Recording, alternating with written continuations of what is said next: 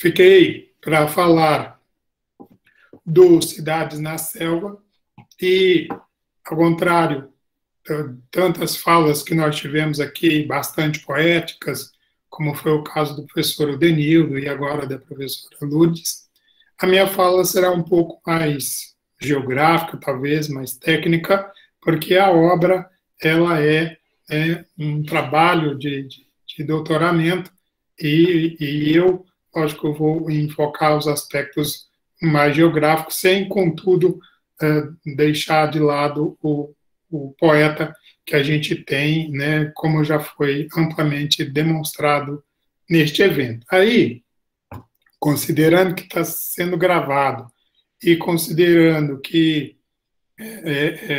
alguém de fora de Manaus possa vir tomar conhecimento dessa obra, eu gostaria de...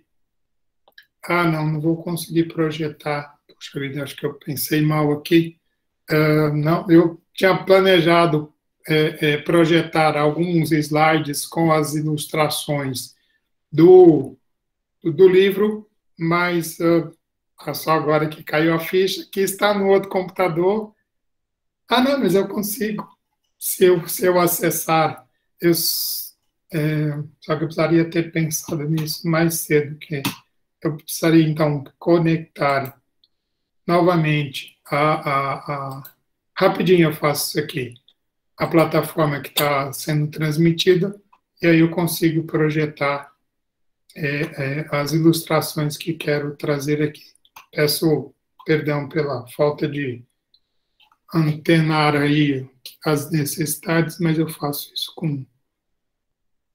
rapidinho, sem muito prejuízo. Só vou pedir novo acesso aqui.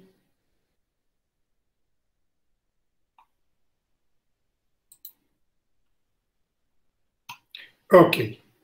Já estou acompanhando também aqui, então vou para compartilhar uma apresentação.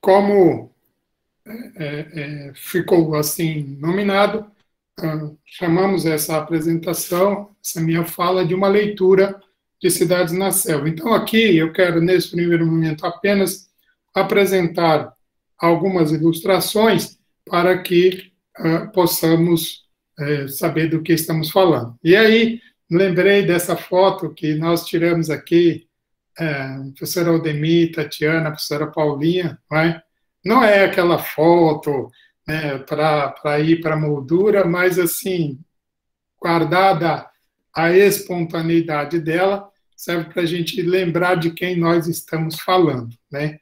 Então, esse é o nosso saudoso José Aldemir de Oliveira, com muita alegria aqui na frente da minha casa, com as professoras Paula, que está presente aqui, e a professora Tatiana, que também faz parte do grupo, mas que está no interior do estado e não pôde estar participando deste evento no dia de hoje.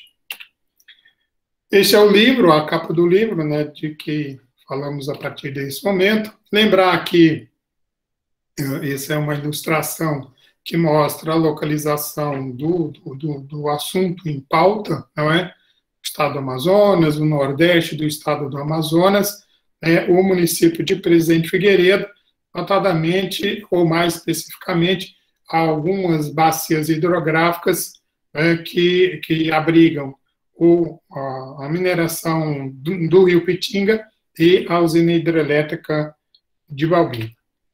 Aqui uma outra ilustração um pouco mais, com escala maior, para colocar em destaque a construção da BR-174 e, consequentemente, a partir dela, a via que dá acesso à mineração taboca lá da Vila do Pitinga, do rio Pitinga, a construção do município de Presidente Figueiredo, mais ao sul da imagem, no mesmo lugar que praticamente dá origem à rodovia que acessa a vila de Balbina da usina hidrelétrica de Baubina, né? Aqui mostrando o conflito, as áreas, sobreposição de áreas, porque, como falaremos, vamos destacar a partir do trabalho lido, um dos grandes problemas que os empreendimentos teve que enfrentar foi a sobreposição da área de interesse com a terra indígena dos índios Waimiri e Atroari, e aí todo um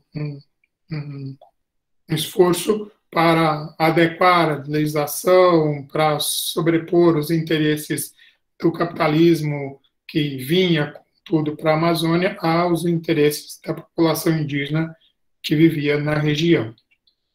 Aqui, uma planta do município de Presidente Figueiredo. Vamos lembrar que este trabalho ele foi realizado entre 1900 e 1995, 94, 95, porque a tese de doutoramento dele foi defendida na USP, no programa de Geografia, pós-graduação em Geografia da USP, sob orientação da professora Ana Fani, que está presente, não é? No ano de 1995. Então, isso aqui era Presidente Figueiredo na época que ele estava realizando a pesquisa. E aí, vale a pena a gente pegar uma imagem que hoje se torna tão possível, tão disponível ao alcance de qualquer um, basta ter um computador e acesso à internet, que são imagens do Google, que mostram o Presidente Figueiredo dos dias atuais, né? A gente nota que já é uma cidade bem maior do que aquela da época da pesquisa, não é?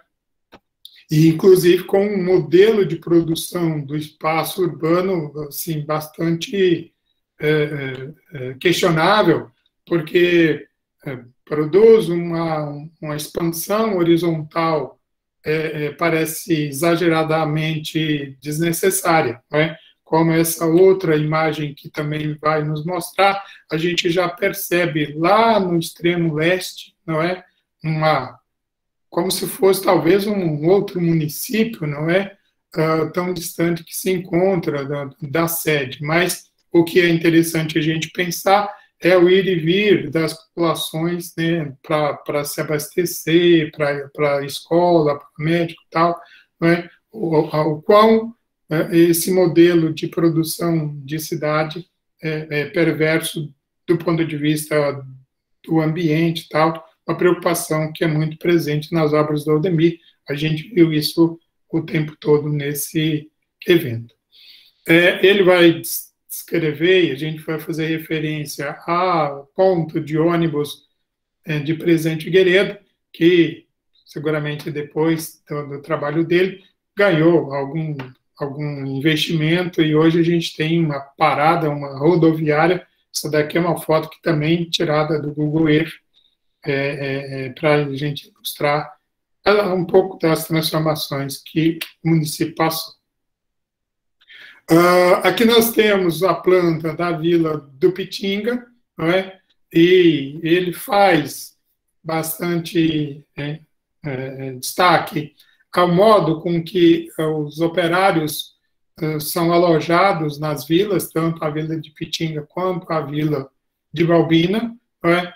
Neste caso aqui, as vilas A e B, mais a oeste, né, que abriga os operários, os trabalhadores, os colaboradores, na linguagem mais atual, que são mais qualificados, e na Vila C, a leste, os operários de canteiro de obra menos qualificado, vai com suas famílias morar na Vila C, né? Esse é um aspecto da separação, da segregação socioespacial que está muito presente no trabalho em questão. Aqui, uma imagem de satélite recortada sobre a mesma ilha. A gente pode notar, inclusive, que ao que parece, pouca coisa mudou entre o período que foi realizada a pesquisa, no início da década de 90, com o tempo presente. Não tive aqui a preocupação de pegar qual era a data dessa imagem, mas com certeza são imagens recentes. Aqui, para a gente ter uma noção do estrago que a mineração está fazendo sobre a floresta, não é? Aqui é a área de mineração, a gente vê no centro ao sul a planta da cidade, da vila, né, de Pitinga, e toda a área de mineração. Dá para notar mais a oeste, mais à esquerda na imagem, que a gente já tem uma área que foi impactada em tempos anteriores e que agora virou lagoa, né, tá em fase que já não está mais em atividade. E a área que atualmente encontra em atividade, sendo área de tirada de material, de depósito de escombros, assim por diante. Dá para ver também outras fissuras abertas no nordeste, no canto superior direito da imagem, acompanhando, né, os cursos d'água. Seguramente uma atualização dessa pesquisa traria outros elementos que foram implementados lá para cá, talvez mineração nos cursos d'água, como parece ser o caso aqui no norte, na parte superior direita da imagem.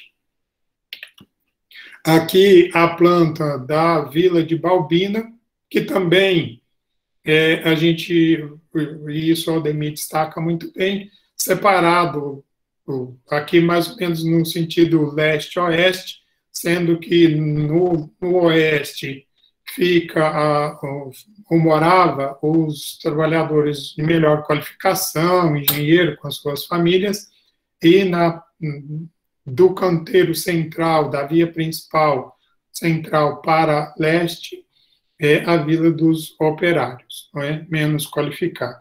Isso também, uma imagem de satélite do momento presente, vai nos permitir constatar com muita facilidade, inclusive, o padrão das moradias, né? Enquanto que a leste a gente tem casas cobertas com telha de barro, né? Toda marronzinha aí, os telhados, a leste da área central a gente nota telha de amianto, que é o que predomina na vila, nas habitações destinadas à população menos qualificada. Como o Aldemir vai destacar no trabalho, a gente sabe disso, uma boa parte da mão de obra necessária à construção da hidrelétrica foi dispensada quando a construção foi concluída.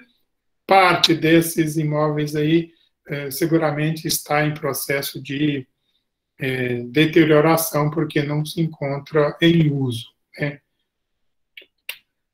Aqui, a rede hidrográfica, da bacia hidrográfica e a reserva dos índios Waimiri e Atuari, né, mostrando os rios, né? E aqui, acho que essa é a última imagem, a usina hidrelétrica de Balbina, ou melhor dizendo, o lago formado a partir do represamento do rio Atumã, foi um estrago enorme, porque alagou sobre a floresta em pé, e uma das consequências foi a qualidade da água comprometida a ponto de não ser possível ser utilizada nem pelos os moradores e nem pela a produção de peixe e tal. Então, é um projeto extremamente criticado, fiz um estrago danado na floresta, mas teve interesses por trás e a gente vai destacar alguns deles. Penso que é só. Vou fechar esse compartilhamento da tela aqui para poder voltar para a apresentação.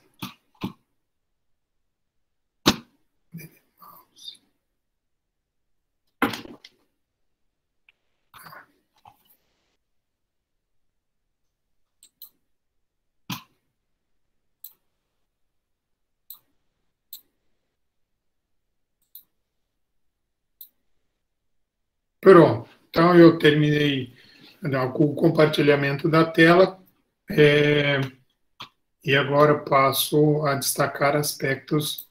Eu produzi um texto, rascunhei um texto e vou passar a segui-lo a partir de agora, né? Então, como este evento já mostrou, não é? Através das inúmeras apresentações, nós estamos falando da obra de um autor amazônida, não é? José Aldemir de Oliveira, nosso colega de departamento, nosso líder, foi quem criou e coordenou, liderou o nosso grupo de pesquisa até a sua morte em 2019, não é? Tive a honra de ter sido convidado por ele para ser o vice-líder do grupo, né? Como a Tatiana lembrou ontem, começou como núcleo, né? Aliás, como grupo de pesquisa, o GPCAB, né? Depois virou núcleo, e era das cidades da Amazônia. Nós tiramos a Amazônia porque nós estamos além fronteira, não é? Principalmente na tríplice fronteira, já com os países aqui da bacia amazônica, não é? Então, nosso grupo de pesquisa criado pelo professor Aldemir, assim que ele voltou do doutorado, sendo que Cidades na Selva, esse livro que está em discussão aqui, foi resultado da sua tese de doutorado, né? Como o evento vem demonstrando através das inúmeras apresentações já ocorridas, falar sobre Cidades na Selva, uma das principais obras do professor José Aldemir de Oliveira, é destacar a sua contribuição para a compreensão da Amazônia com olhar peculiar de quem procura no espaço produzido a compreensão das forças que o geram, né? De início, é importante destacar que esta é apenas uma das inúmeras leituras possíveis de Cidades na Selva, não é? E representa um esforço desse que vos falo em compreender a obra do autor, limitado esta compreensão aos filtros que trago comigo, né? Ler a obra do Aldemir, com certeza, a partir dos filtros que a minha herança me impuseram, né? Não é a interpretação da obra, mas sim parte da minha interpretação. Como já destacado, publicado no ano de 2000, o livro é resultado da pesquisa realizada nos primeiros anos da década de 1990 e apresentada e defendida no programa de pós-graduação em Geografia da Universidade de São Paulo, como tese de doutorado defendida em 1995. Como o próprio autor fez questão de destacar, e aqui eu abro aspas para ele vai dizer assim: é um texto datado e propositadamente não atualizado para que o leitor tenha uma visão pontual da interação espaço-tempo do desenvolvimento do capitalismo na Amazônia, numa perspectiva que alia a periodicidade e a espacialidade, tentando compreender a destruição, a resistência e a reconstrução das sociedades amazônicas num determinado tempo e num espaço específico, né? Então,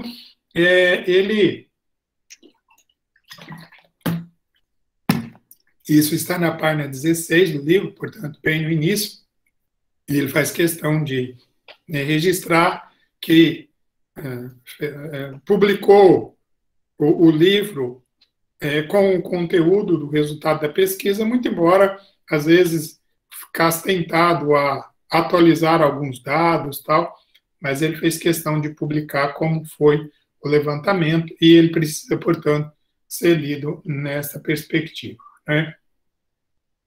Penso que para compreender a publicação Cidades na Selva, do professor Dr. José Aldemir de Oliveira, é preciso levar em conta as origens do autor e o modo como ele se projetou na obra.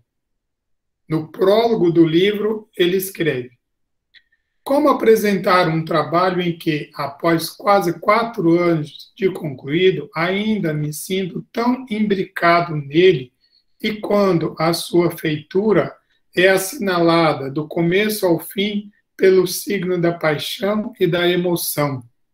Como apresentar um livro cuja elaboração ultrapassa a sistematização de uma pesquisa, pois denota a experiência de vida do autor como pesquisador, cidadão e amazônida? Como fazer isso? Não é?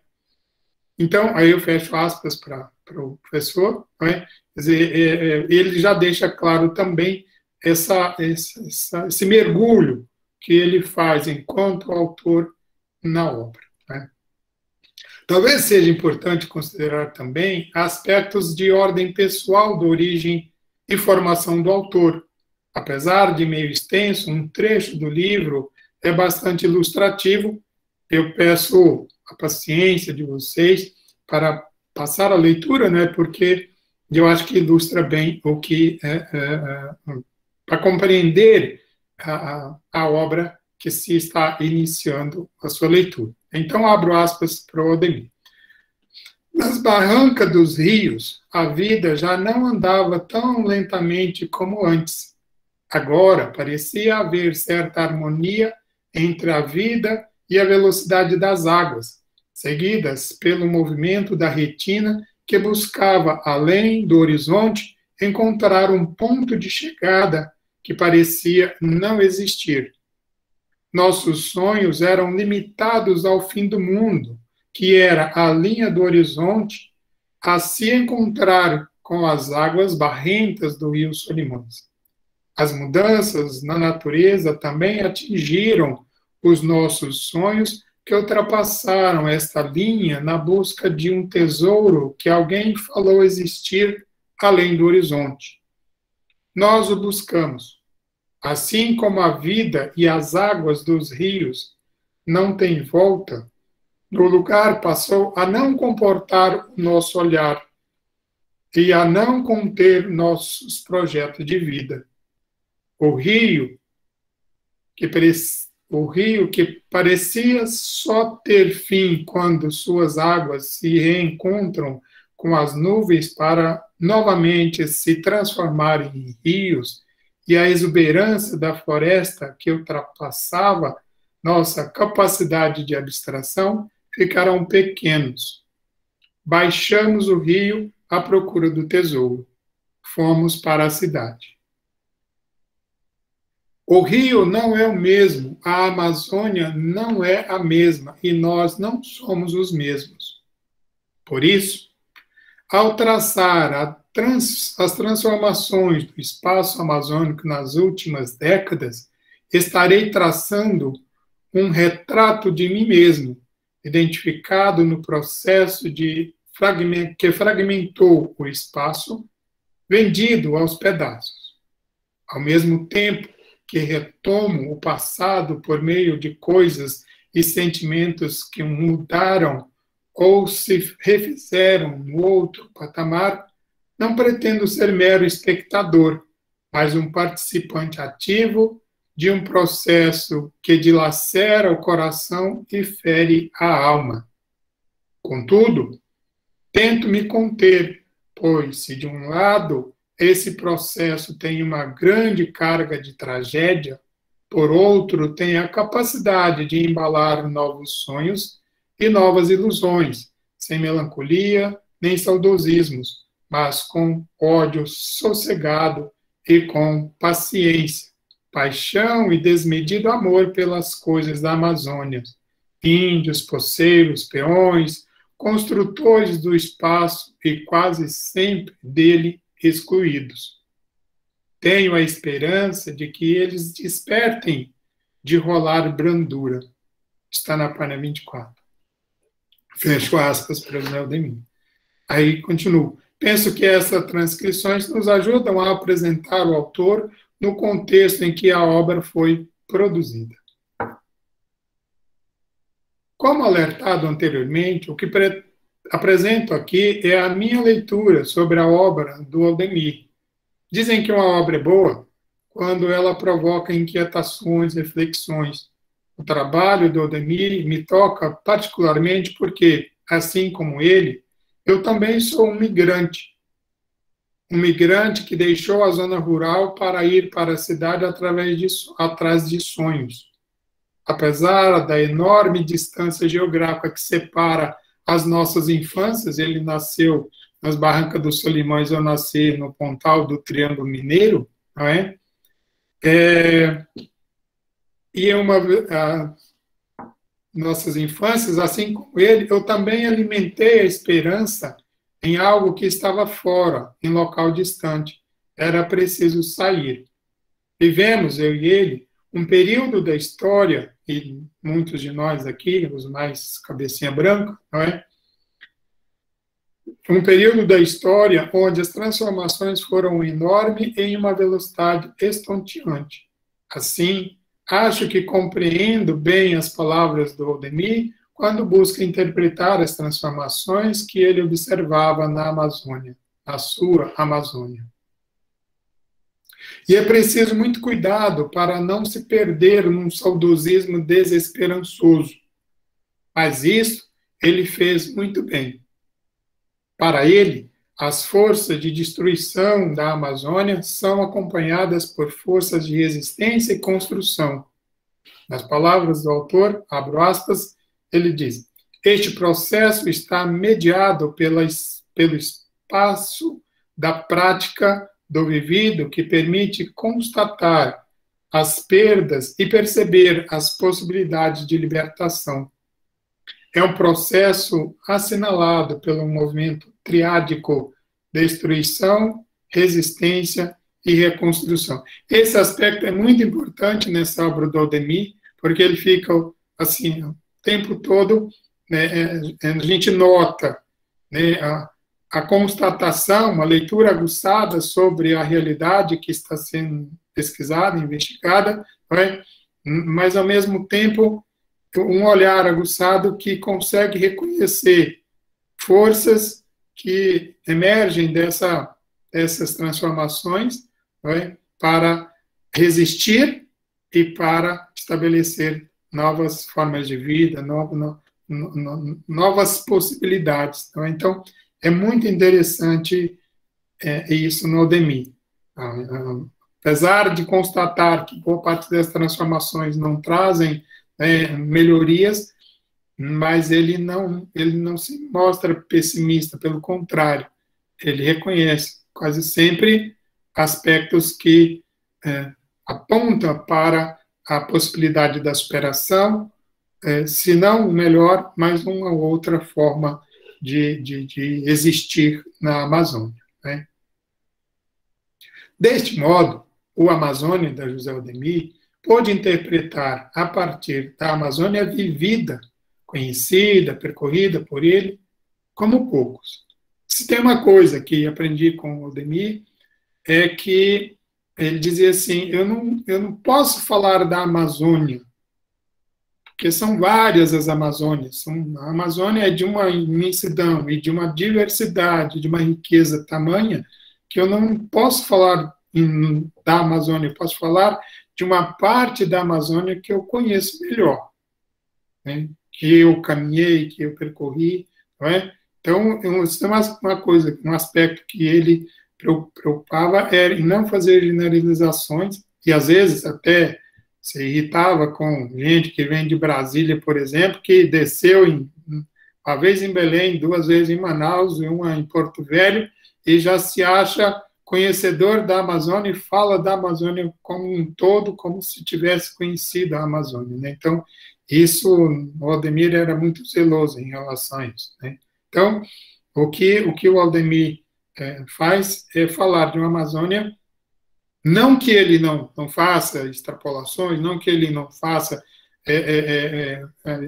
use do seu conhecimento para compreender a Amazônia como um todo, mas assim, ele era muito zeloso para não incorrer em imprecisões quando o assunto era Amazônia. Né? E nesta interpretação fica patente o olhar aguçado sobre a realidade destacando principalmente as transformações em curso, enquanto o observador realizava suas pesquisas. Nascido em meados da década de 1950, José Aldemir de Oliveira presenciou e acompanhou as transformações na Amazônia brasileira na segunda metade do século XX, de tal modo que pôde comparar a realidade de tempos pretéritos com as novas configurações que as intervenções do grande capital na Amazônia vinha provocando ao longo do tempo. Nesta e em outras obras, Aldemir resgatou a Amazônia, e a gente viu, inclusive, neste evento aqui, né, a Cidade Doce e Dura, por exemplo, de 1920, que ele retrocede. Então, tem vários trabalhos que recupera a história da Amazônia Ocidental, principalmente como um todo, não é? E entendeu, como poucos, como é que se deu esse processo de ocupação, em tempos diferentes, com caminhos diferentes, não é? Com sociedade diferente, com elites prevalecendo, mas também com outras organizações, e quando ele vem analisar os grandes projetos, como é o caso de Pitinga e Balbina, ele o faz à luz, inclusive, deste conhecimento que detinha sobre a Amazônia de outros tempos, não é? Esta obra tem como foco a criação do município de Presidente Figueiredo, a instalação da mineração taboca na mina do Pitinga e a construção e entrada em funcionamento da central hidrelétrica de Balbina, estes dois empreendimentos, todos no município de Presidente Figueiredo, né? Então, aqui eu fiz uma introdução um pouco mais, assim, abrangente, e minha fala está estruturada para, a partir de agora, destacar alguns aspectos que ele colocou na obra, com diferentes enfoques, não é? Então, por exemplo, agora, uma citação que fala sobre os grandes projetos na Amazônia, os interesses de grupos externos, do capital internacional sobre a Amazônia, e como é que isso foi possível tornar realidade, né? Então, eu começo dizendo assim: por séculos de ocupação da Amazônia, as vias de circulação eram os cursos d'água, os rios e os lagos, mas a nova forma de penetração se dá através das estradas. Aí, abro aspas para o que ele diz: parece, no entanto, que com o tempo e a construção de novas estradas, os novos povoados serão vistos como pertencendo a uma beira, de um novo tipo à beira da estrada, né? Por que ele faz essa referência? Porque ele nasceu na beira, né? Quer dizer, ele fala de uma Amazônia, ele conhecia uma Amazônia dos rios, dos igarapés, né, dos lagos, né? Moraram na beira, chegaram na beira, não é? Mas agora, esses projetos estão chegando para a Amazônia, tem uma outra beira, uma beira da estrada, como é o caso de Presidente Figueiredo, que foi construído à margem da BR-174, né? Então, interessante isso. Como já destacado, o trabalho do Aldemir está voltado para a compreensão da construção do BR-174, né, e respectivas estradas de acesso à mineração taboca no Pitinga, a construção da hidrelétrica de Balbina e a implantação do município Presidente, que abriga geograficamente esses dois empreendimentos. Dos grandes problemas para a implantação destes projetos é a ocupação de terras indígenas dos índios Waimiri e Atuari, né? Aí eu vou passar a destacar aspectos que ele traz, não é, de como se deu essa penetração, né, do capital numa área que, a princípio, estava demarcada e ocupada por povos indígenas, não é, mas o que foi feito para que esses dois projetos fossem tornados possíveis, né? No que se refere à entrada da mineradora, tem um trecho que ele vai dizer assim: todos os pareceres e informações técnicas e científicas proclamam por unanimidade a nocividade e a inconveniência da construção da estrada. No entanto, a autorização para a empresa construir a estrada foi concedida. Essa estrada é a estrada que levaria à área de mineração para a instalação da mineração do Pitinga. O documento de autorização, datado de 18 de junho de 1982, está acompanhado da seguinte justificativa. Aí abre aspas para uma transcrição que ele faz. Considerando que estudos acurados dos Ministérios do Interior e das Minas e Energia, da Secretaria de Planejamento da Presidência da República e da Secretaria-Geral do Conselho de Segurança Nacional, órgão de assessoramento do mais alto nível da Presidência da República, concluíram que o empreendimento minerador da Timbó Indústria de Mineração Limitada consulta os mais altos interesses nacionais. E aí ele fecha aspas, está na página 141 do livro. Né? Então, a gente tem manifestações, eu não trouxe todos aqui, diferentes, várias manifestações dizendo é inviável a instalação da mineradora, porque essa área de terra indígena e o conflito com os índios vai ser inevitável, o impacto sobre a vida dos índios será enorme. Então, por tudo que tinha já constatado, não, vem uma decisão e diz assim, olha, isso interessa, não é? Por todos esses órgãos aí, concluiu-se que a instalação da mineradora é de mais alto interesse nacionais. Né? E a estrada foi autorizada a sua construção, né, sua abertura, e, consequentemente, a instalação da mina, né, a mineradora lá para extrair os minérios. Continuo. A partir da autorização para a construção da estrada, que daria acesso à área de mineração, é o próprio Estado que segue à frente, através de missões da FUNAI, para preparar o terreno para as obras que estariam em curso. A partir das decisões da implantação dos projetos, teve início o esforço do Estado no sentido de remover os índios das terras que seriam invadidas. Para tanto, foi o próprio Estado quem se encarregou de abrir o caminho para a penetração das máquinas. Em certa altura do trabalho, ele narra o depoimento de um agente da FUNAI sobre as ações com os índios da área a ser ocupada. Aí abro aspas para o que ele escreve. Hoje em dia, aqui ele está citando uma fala de um agente.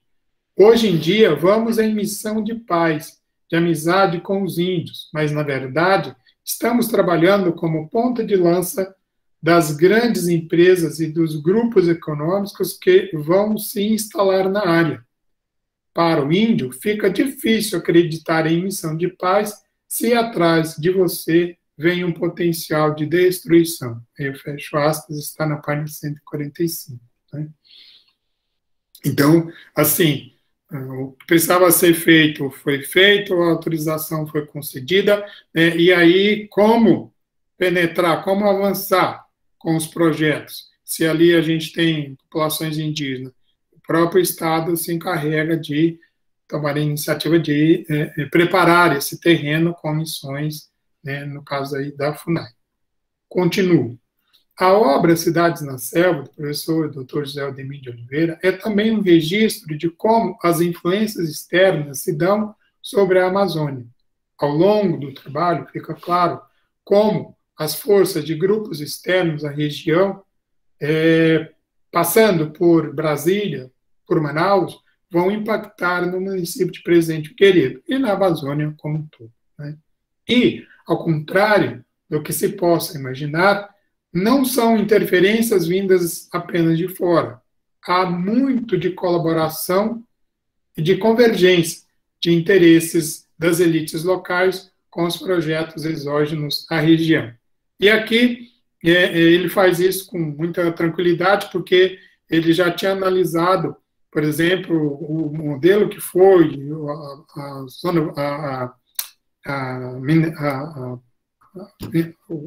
história, né, a fase da borracha, não é? As forças que convergiram para fazer Manaus e Belém, as cidades, né, que foram no auge da borracha e o que isso representou para as populações dos grandes vales de rios, tirando o látex e sem qualquer ganho efetivo dos resultados do seu trabalho. Então, aqui também ele vai entender que a gente tem uma elite local, assim como tinha uma elite local que se beneficiou do látex, aqui nós temos talvez as mesmas lideranças, né, mas com interesses da população local que converge com esses projetos que vinham de fora. Né? E, ao contrário do que se possa imaginar, não são interferências vindo de fora. Há muito de colaboração, isso que eu já tinha lido. Vou abrir aspas para o que ele escreve. Os interesses locais não são conflitantes com os dos mais gerais. Ao contrário, confundem-se e convergem, atuando como legitimadores e justificadores da ação. Suprir a demanda de energia da cidade de Manaus a partir de uma fonte renovável de energia não poluidora. Essa era a base do discurso oficial divulgado amplamente na imprensa por meio de uma campanha publicitária denominada Balbina é Nossa. Aqui ele está falando, né, da convergência dos interesses, nesse caso aqui, da construção da central hidrelétrica de Balbina. Né? Então, campanha publicitária denominada Balbina é Nossa, que tinha como slogan: quem está contra Balbina está contra você. Além disso, eram realizadas palestras, especialmente em escolas, contando com o apoio dos segmentos empresariais e da política do PDS, na época, né, e mais tarde do PMDB. Está na página 165, fecha aspas. Mas ainda continuando sobre o que ele escreve, continua a fala dele. Os interesses econômicos locais também estavam relacionados à questão fundiária. E a construção de Balbina poderia viabilizar a indenização de grandes latifúndios existentes na área da barragem, com exceção das terras retiradas dos índios Waimiri-Atuari. Quase toda a área inundada pelo reservatório pertence a particulares. Em maio de 1986, a Justiça Federal publicou na imprensa de Manaus editais citando os proprietários da referida área. Então, assim, tem um projeto que vai construir uma usina hidrelétrica na Amazônia, um canto da Amazônia. Alguns espertalhões fora da Amazônia se apressaram em se tornar proprietário dessas terras que até então pertenciam à União, visando a indenização. E o que ele vai relatar aqui é que esses proprietários, né, foram indenizados, com recursos da União. Um outro aspecto que fica claro na obra do Aldemir, nesta que está em discussão, é o autoritarismo como as relações se dão aqui. Né? E aí, continua. O autoritarismo das instituições públicas e privadas no Brasil fica patente na obra Cidades na Selva, do professor Aldemir de Oliveira. Ao analisá-la, é possível constatar como as relações entre pessoas e instituições são marcadas por autoritarismo. Aí vou abrir aspas. Quando da deflagração de uma greve na mina do Pitinga, em outubro de 1993, vários operários denunciaram a repressão cometida pela segurança da empresa. Na mesma época, um pelotão de choque da PM Amazonas foi deslocado para a mina com o aparato bélico que incluía armamento pesado e cães, com a finalidade de reprimir o movimento grevista. Está na página 90. Então, assim, não é porque está na Amazônia que as coisas são muito pacíficas, não. Aqui o capitalismo entra e entra com paus e cacetete, se for necessário, não é? Seguindo práticas de outros cantos do planeta. Continuo eu. Por reconhecer que a empresa mineradora não permitiria a filiação sindical, um grupo de trabalhadores conseguiram criar um sindicato próprio lá na mina do Pitinga, sem o conhecimento da mesma, da empresa. Ao tomar conhecimento da iniciativa, a empresa demitiu todos os envolvidos que recorreram à justiça. Ao invés de dar apoio à iniciativa, aí eu vou abrir aspas para o que o Aldemir escreveu, o sindicato de base estadual entrou na justiça contra a criação deste novo sindicato. Os trabalhadores demitidos também acionaram a justiça, visando garantir a legalidade do sindicato, o que conferiria estabilidade de emprego à direção dele, o sindicato que eles criaram, não é?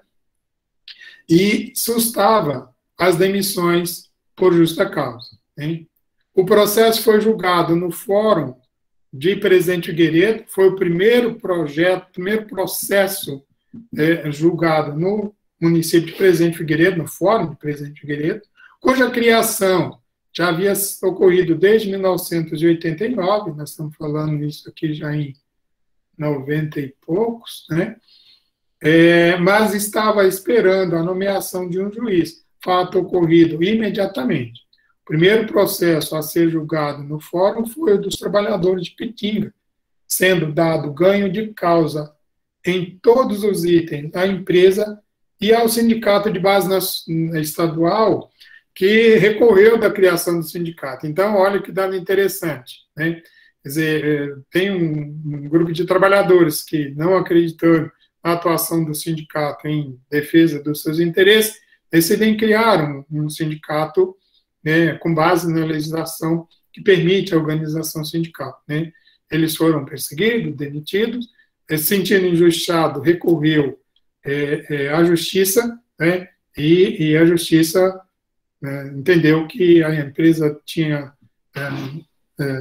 agido corretamente, e também o sindicato estadual, e ele não vai dizer isso, né, mas a gente poderia talvez deduzir que o sindicato tivesse em conluio com o grande capital, né, não gostou da criação desse sindicato local e recorreu da sua criação, e também foi dado ganho de causa a esse sindicato de base estadual. Onde estou?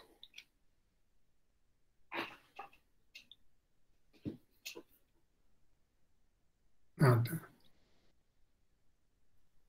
Continua aspas para o Ademir. No caso dos moradores do Rio Guatumã, o exercício da cidadania estaria aquém da... não, aqui eu já estou destacando outros aspectos para dizer do autoritarismo, não é? Quer dizer, então tem aqui a transcrição desse episódio que marca a organização sindical na mina do Pitinga e o julgamento desse caso, né, desse processo no Fórum de Presidente Figueiredo, não é? Mas estou ainda no item que fala das relações de autoritarismo que marcam as forças das instituições públicas da Amazônia. Né?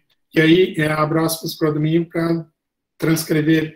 No caso dos moradores do Rio Guatumã, o exercício da cidadania estaria aquém de uma regulamentação, pois o poder público, impregnado de violência, intolerância e demais formas de controle e da intimidação, articulado com o populismo, clientelismo, impõe a cidadania limitada, cuja principal característica é a ausência de direitos. Né?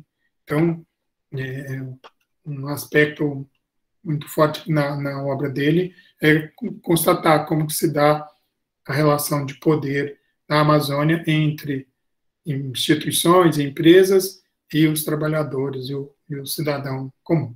Né? Um outro aspecto que achei interessante destacar da obra Cidades na Selva está relacionado com o jeito de fazer política aqui na Amazônia. Né? Falando do modo como o Presidente Figueiredo estava sendo construída, o Odemir destaca o depoimento de um morador. Ele vai dizer assim, só dão terreno quando vão com a cara da pessoa que, às vezes, já tem casa. Estou inscrito há mais de 1 ano, mas não vou pedir a ninguém. Quando sair, tá bom. Aí, continua outra descrição, vai dizer, eu escrevi minha filha, que tem 2 filhos, perguntaram quantos eleitores eram. Como somos só 2, eles disseram que a gente tinha que esperar, pois primeiro eram as famílias que têm mais eleitores. Isso, na construção de Presidente Figueiredo, o jeito de fazer política, o jeito de produzir a cidade, distribuição de lotes de terra para construção de moradia, mas o que está por trás, o jeito de fazer política que privilegia eleitores, tal, né? Talvez aí na construção de relações de subserviência também na condição de eleitor, né? Continuo destacando outro aspecto. Quanto aos políticos, cabe assinalar, isso aspas para o Odemir, quanto aos políticos, cabe assinalar que eles não são do lugar, não moram na cidade, e sua permanência é cíclica, correspondendo ao período de duração do mandato. É isto quando se dispõe a morar na cidade, no período de permanência dos cargos. No período de permanência dos cargos, compram propriedades e plantam fazendas, né? Aí, eu vou registrar que é difícil constatar que, mais de 2 décadas depois, as práticas continuam as mesmas. Ainda hoje, a gente tem pessoas que vivem em Manaus e que são prefeitos no interior do estado, juízes no interior do estado, não é? Quer dizer, a realidade que não muda, não é? Vou destacar alguns aspectos da obra no que se refere ao modo de vida amazônico, que também é muito interessante.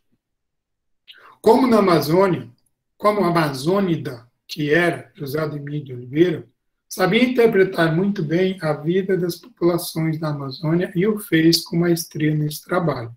Observando o modo como o Presidente Figueiredo estava sendo construído, a relação que as pessoas estabeleciam com o lugar, ele escreveu: esta parece ser uma das características marcantes da Amazônia. Prédios e logradouros públicos estão sempre em ruínas, não por serem antigos, mas por estarem abandonados ou mal utilizados. Num outro momento, ele vai escrever assim: o novo espaço produzido na Amazônia está assinalado pelo fugaz inacabado, o fugidio. Em Presidente Figueiredo, tais características estão em tudo que se constrói ou se tenta construir, como a praça recém-construída, mas incompleta. As obras públicas inauguradas inúmeras vezes, mas nunca concluídas. As casas que estão em permanente construção e o traçado das ruas largas e sempre vazias, né? Então, falando de uma cidade ainda pequena, né? Certamente hoje, pelo menos o núcleo central de Presidente Figueiredo já seja um pouco mais povoado, um pouco mais movimentado, né? Mas ele vai constatar que as ruas são largas para um fluxo muito pequeno, né? Estão sempre vazias.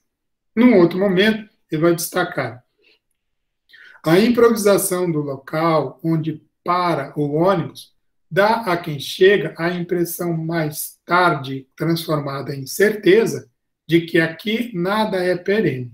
Está na página 44. Continuo numa outra parte do texto, onde ele diz o seguinte: a improvisação é a principal marca de Presidente Figueiredo. A efemeridade confere à cidade um aspecto de envelhecimento precoce. Olhando-a a partir de suas edificações, a cidade parece bem mais antiga do que é na realidade. Está na página 62. Ainda, citando Aldemir, a relação que as pessoas têm com a cidade está baseada no transitório, parecendo que poucos vieram para ficar. Num casarão azul se chega e se vai, mas talvez, se quisesse mesmo, não vir. Não existe tristeza no rosto dos que vão. Ela é tanta no semblante dos que ficam que não se permite dividir. O casarão é triste tanto quanto os olhos que o contemplam. Esse casarão que ele faz referência, né, está dizendo aqui, é onde para o ônibus, né, porque nem tinha uma estação rodoviária, aquela que mostrei, né, certamente construída depois da obra do Aldemir, né, então era tudo improvisado, e na leitura dele, com a sagacidade que lhe era próprio, né, quer dizer, vai perceber que não existe tristeza nos olhos de quem está embarcando e indo embora para Manaus. A tristeza existe naqueles que ficam. Né? É muito interessante, muito bacana. Em certa parte do trabalho, ele narra a conversa que teve com um casal de moradores da vila de Balbina. Eles, o casal, estavam preocupados pelo fato do filho, que fazia horas que tinha saído e não retornava. Quando o garoto chegou, perguntaram onde ele estava, e o garoto respondeu que estava no lago, olhando o pôr do sol, lembrando do nosso rio. E então Aldemir conclui com a seguinte expressão: só quem conhece a Amazônia, e principalmente quem sabe da importância do rio para a reprodução da vida, é capaz de entender a resposta do garoto e a emoção que contagiou os dois velhos. Então, essa sensibilidade amazônica, que nasceu no barranco do rio, né, sabia, como poucos, o valor que tem o rio para as populações da Amazônia. E aí ele vai, né, nessa conversa lá, e vai destacar isso. É preciso ter sensibilidade, é preciso conhecer a pessoa que vive na Amazônia para saber a importância que ela dá para o rio. Para um capitalista, o rio represado não tem, né, o rio que não corre não tem menor diferença de um rio, né, em condições naturais, mas o seu povo, ele tem um outro olhar sobre essa questão. Aqui vou destacar alguns aspectos que eu chamei de a artificialidade dos lugares, né? Lógico que destacando parte do texto que ele enxergou, né, quão artificial são os lugares construídos nesta Amazônia dos grandes projetos. E vai abrir aspas para destacar o que ele escreveu. A vila do Pitinga pouco ou nenhuma semelhança tem com outros núcleos urbanos do interior do Amazonas. Criada para abrigar mão de obra e infraestrutura de apoio à mineração tabaco, empresa do Grupo Paranapanema, tudo nela parece exageradamente artificial, rigidamente planejado e controlado, produzindo um espaço urbano normatizado e homogeneizado, sem a mediação da espontaneidade. Quando mostrei a planta de Pitinga, tinha a vila dos operários mais qualificados, dos trabalhadores mais qualificados, engenheiros e tal, e tinha dos operários, dos peões, né? E ele vai, inclusive, analisar que essas coisas são separadas propositalmente, que é para não ter muita mistura, não é para não ter muita convivência. Né? Então, que é um ambiente extremamente artificial, e ele vai dizer assim, não tem a mediação da espontaneidade. Tudo é muito controlado, de tal modo que não pode haver manifestações espontâneas, a vida não flui como flui na Amazônia. A construtora, aí ele está se referindo a Pitinga, a Balbina, além do controle mais rígido, também executava todos os serviços de limpeza das ruas, incluindo jardins e quintais, estabelecendo uma homogeneização do espaço da vila, pois todos os quintais e jardins de uma determinada área eram rigorosamente iguais. As mesmas plantas, flores, o mesmo tamanho e o mesmo desenho. Isso ele analisa com mais fôlego, não é? Para destacar como esses ambientes construídos para abrigar os trabalhadores e as suas famílias eram artificiais, né? E ele vai falar da relação que essas pessoas, né, milhares de pessoas vivendo nessas ilhas, estabeleciam com o entorno, né, com o ambiente vivido, né?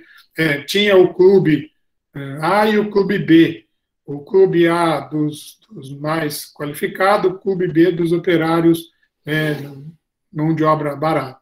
Inclusive, não podia nem misturar, mas ele fala, inclusive, de um esforço que fazia, principalmente as crianças, para se misturarem, para dar mais vida, para dar mais vida, né, à vida que se tinha na região, nas cidades, né, nas vilas, melhor dizendo. Então, talvez mais ou menos nessa mesma perspectiva, mas falando de uma dessa segregação, vou destacar o aspecto que ele escreve assim: a vida reproduz o padrão classista da cidade brasileira, onde o ter determina o lugar de cada um.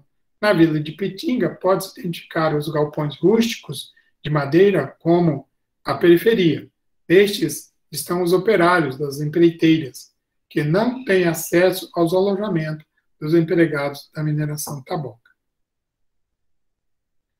Continuando. Ainda sobre o lazer, outro aspecto pode ser assinalado. Os técnicos de nível superior que estão na área com as famílias destacaram nas entrevistas como opção de lazer para o casal as festas que ocorrem no Clube B dos operários, sendo, segundo eles, são mais animadas. Da mesma maneira, falam do campo de futebol existente no Clube B como outra opção de lazer, não sendo citado o Clube A. Ou seja, é tão artificial que o ambiente que é oferecido não atrai, não estimula, não contribui para a interação. A ponto, olha, a gente tem um clube mais chique, uma piscina mais chique, né? Mas eles vão lá para o meio do povão, digamos assim, que é onde a vida tem um pouquinho mais de sentido, né? O Aldemir vai destacar, ao longo do trabalho, que boa parte da mão de obra que tocam esses projetos são migrantes, né? Migrantes vindos de outros estados, né? Já de outros canteiros de obra também, né? E ele faz uma citação que vai dizer assim, de uma entrevista que ele fez, que o cara diz assim: se eu fosse um empresário, eu não contrataria mão de obra da Amazônia, do Amazonas. Gente daqui do Amazonas. São preguiçosos e por qualquer coisinha querem ir embora, né? Então, parece que esse deslocamento, até isso também ele analisa, né? Esse deslocamento, além de prender mais os operários, né, dificulta o retorno, isso também ele deixa muito claro, não é? O que torna essas pessoas mais subservientes, mais dispostas a aceitar as condições do que alguém, por exemplo, que mora em Manaus, que se estiver um pouquinho contrariado, quer saber, eu vou embora, que as condições aqui são muito perversas, né? Então, parece, inclusive, que é uma estratégia velada para se conseguir maior dedicação ao trabalho, condições seguramente não muito agradáveis.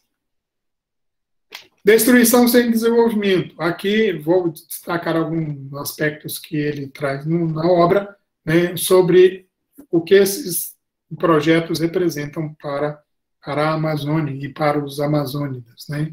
Abro aspas. A implantação de grandes projetos na Amazônia não significa desenvolvimento social para a região, pois não existe relação entre as inovações técnicas e o crescimento econômico e a melhoria das condições de vida das populações locais e o respeito pela sua história. Estevão, você está controlando meu tempo aí? Eu estou com quantos minutos já? Preciso acelerar um pouco? Já está com 1 hora, mais ou menos. Eu não estou também muito distante de encerrar, não. Só pedir a paciência um pouquinho de vocês.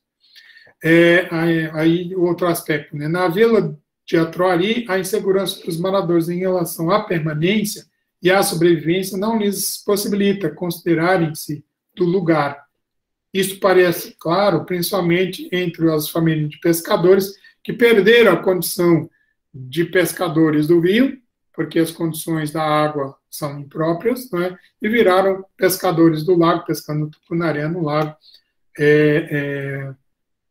como forma de sobreviver. Né. Sobre a usina hidrelétrica de Balbina, né, também tem muita coisa para falar, mas vou destacar apenas alguns aspectos. Abrindo aspas, a hidrelétrica de Balbina foi, dos projetos públicos executados recentemente na Amazônia, o mais criticado.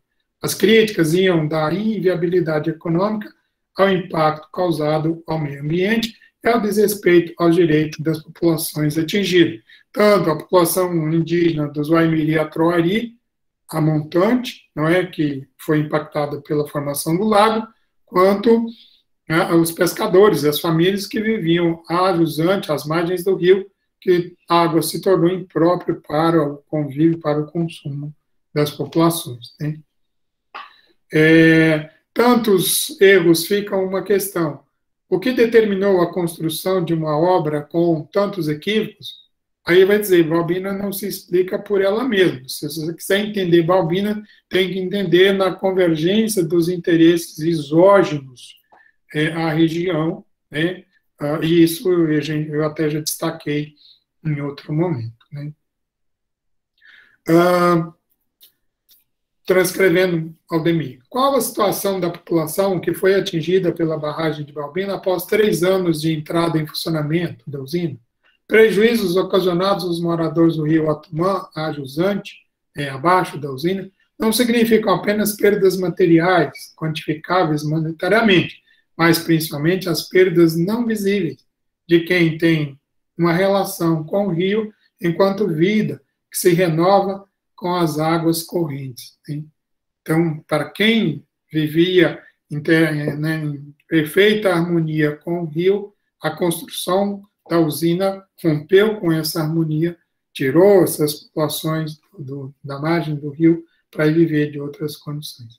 E aí, vou entrar no último aspecto que quis destacar na leitura que fiz, que refere-se à questão da resistência e das novas possibilidades, não é?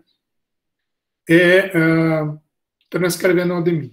Tentativa do migrante permanecer parece apontar para o esgotamento da fronteira enquanto espaço alternativo. O migrante vem para a fronteira com o sonho de ganhar a terra, né, como próprio, e liberdade e autonomia. Quando consegue, pelo menos a terra, reluta em continuar migrando.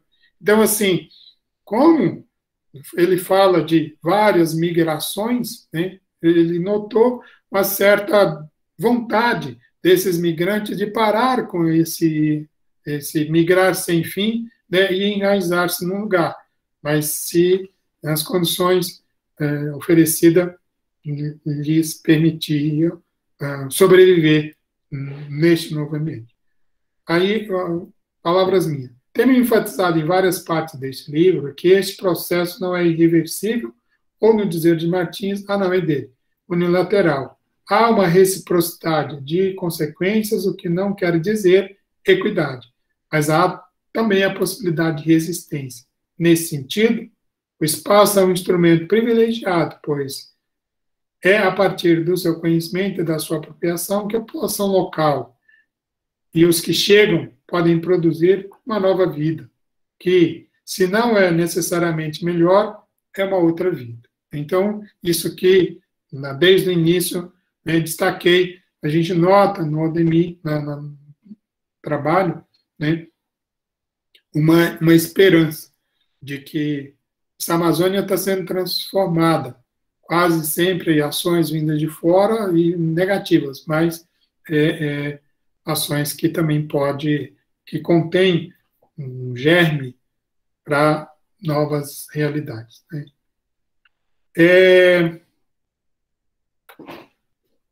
Ou já encaminhando para o finalzinho, e faço questão de ler um pedacinho aqui das suas conclusões. Por outro lado, vejo neste pedaço do mundo que é presente querido, pessoas que, apesar das duras condições de vida, demonstram grande força, cantando, dançando, festejando seus santos, dizendo versos e lutando com inacreditável força para a construção de uma nova vida.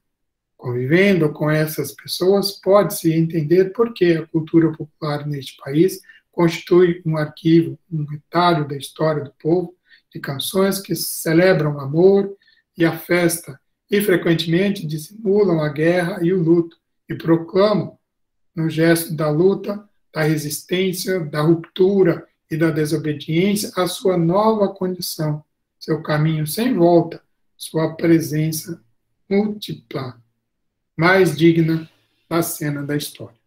Minha conclusão, inconclusa, ele vai escrever, é que, apesar de todas as dificuldades no recanto da Amazônia, Presidente Figueiredo, as sementes de um processo libertador que avança em direção de um novo homem e de uma nova sociedade. Este processo se concretiza na prática e tem uma dimensão espacial como parte da construção de uma nova vida. No começo do fim, ficou uma certeza. Na Amazônia, existem sonhos perdidos, mas não esperanças abandonadas. E pessoas que, contra todas as perspectivas, ainda cultivam no olhar um rio de esperança, loucas de pura desrazão. Esta viagem, com orgulho eu fiz, e espero que o leitor também tenha viajado, pois como na canção, o lugar que a gente sonhar pode existir, existirá. E aí termino o que trouxe do texto dele para dizer isso.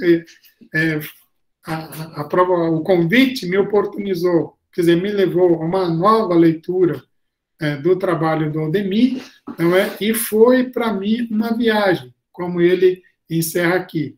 Porque, como também procurei destacar, acho que talvez um pouco das nossas histórias um pouco semelhantes, não é?